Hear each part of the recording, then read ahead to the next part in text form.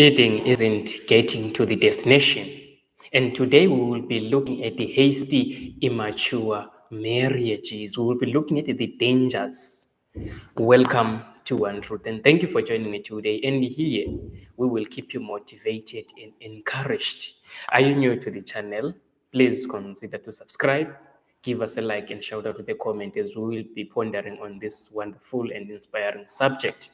So we are looking at the book AdventistHome, and today we are on chapter 11, looking at dangers of childhood attachment. And here we'll be looking at early marriages are not to be encouraged. A relation so important as marriage and so far-reaching in its results should not be entered upon hastily, without sufficient preparation, and before the mental and physical powers are well developed. Boys and girls enter upon the marriage relation with the unripe love, immature judgment, without noble elevated feelings, and take upon themselves the marriage vows wholly led by their boyish, girlish passions.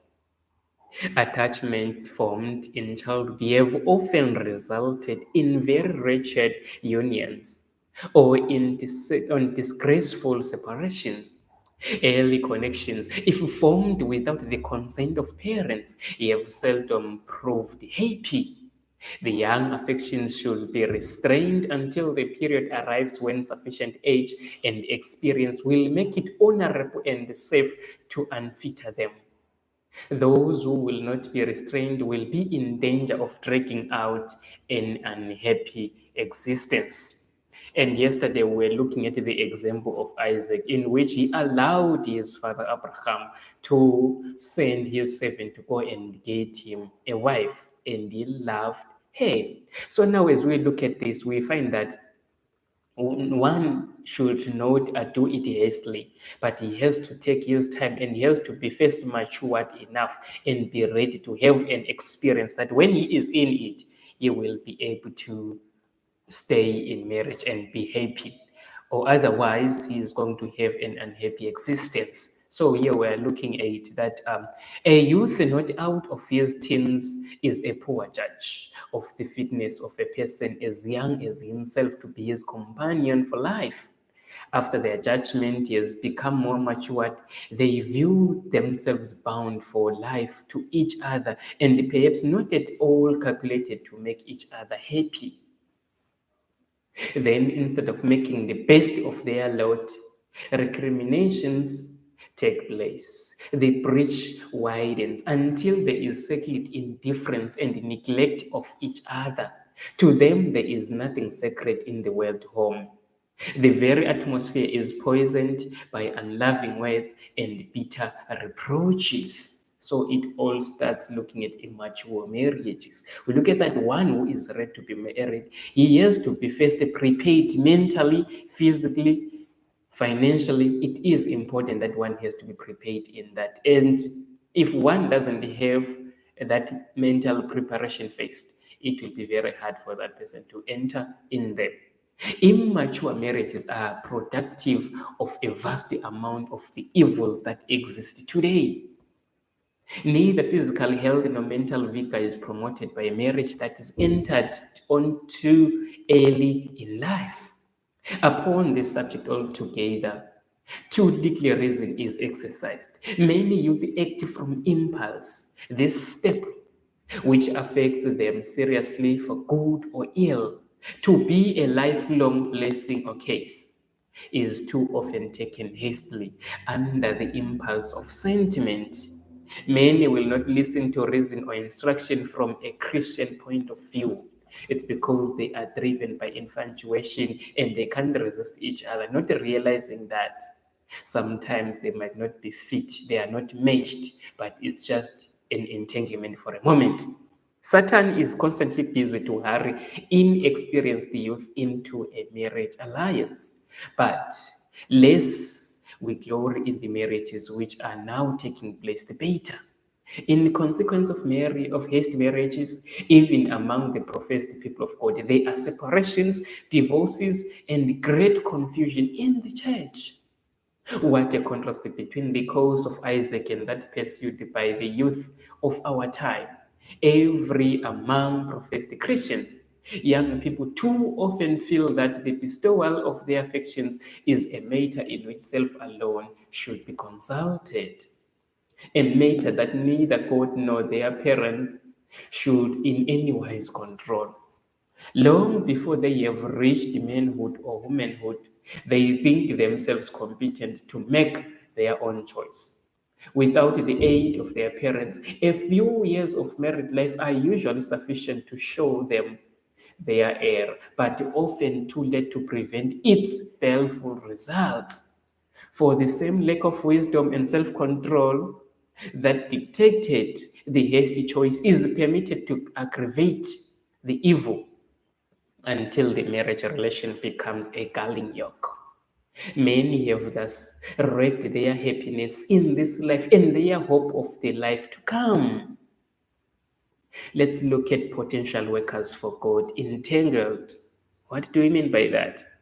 Young men have received the truth and run well for a reason, for a season, but Satan has woven his meshes about them in unwise attachment and poor marriages.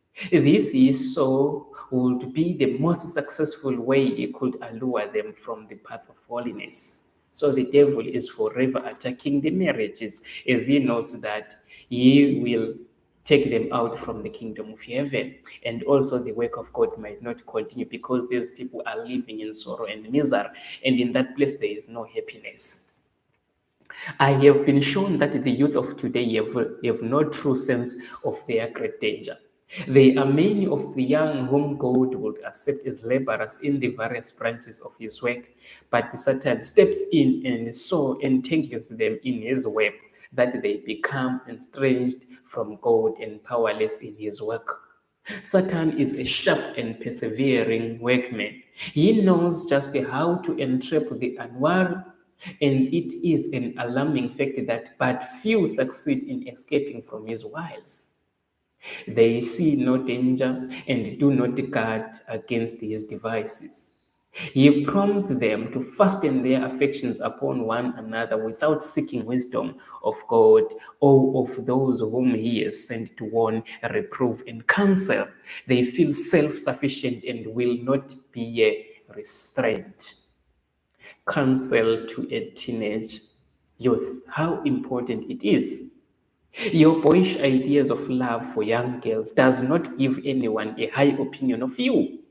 By letting your mind run in this channel, you spoil your thoughts for study. You will be led to form impure associations. Your ways and the ways of others will be corrupted. This is just as your case is presented to me, and as long as you persist in following your own way, whoever will seek to guide, influence, or restrain you will meet with the most determined resistance because your heart is not in harmony with the truth and righteousness. Disparity in age. The parties may not have worldly wealth, but they should have the far greater blessing of health. And in most cases, there should not be a great disparity in age. A neglect of this role may result in serious impairing the health of the younger. Then often the children are robbed of physical and mental strength. They cannot receive from an aged parent the care and companionship which their young lives demand. And they may be deprived by death of the father or the mother at the very time when the love and guidance are most needed. So here we are looking at that it is very important that we consider the issue of age. One should not be married when at a very old age or marry someone who is very young. And in that way, we look at that the health of the other is being has been taken advantage of.